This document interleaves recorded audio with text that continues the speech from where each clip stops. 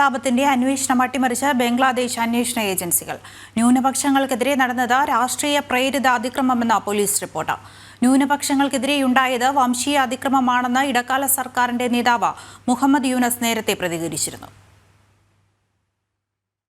ഷെയ്ഖ് ഹസീന സർക്കാരിനെതിരെയുണ്ടായ പ്രതിഷേധത്തിന്റെ മറവിൽ നടന്ന അതിക്രൂരമായ ഹിന്ദുവിരുദ്ധ കലാപത്തിന്റെ അന്വേഷണം അട്ടിമറിക്കുകയാണ് ബംഗ്ലാദേശിലെ പോലീസും സുരക്ഷാ ഏജൻസികളും. ഹിന്ദു, പാഴ്സി, ക്രിസ്ത്യൻ ഉൾപ്പെടെ ന്യൂനപക്ഷങ്ങളെ തിരഞ്ഞുപിടിച്ചാക്രമിച്ച് ആരാധനാലയങ്ങൾ തകർത്ത സംഭവങ്ങൾ പോലും രാഷ്ട്രീയ പ്രേരിത അതിക്രമമെന്ന രീതിയിലാണ് പോലീസ് റിപ്പോർട്ട് നൽകിയത്.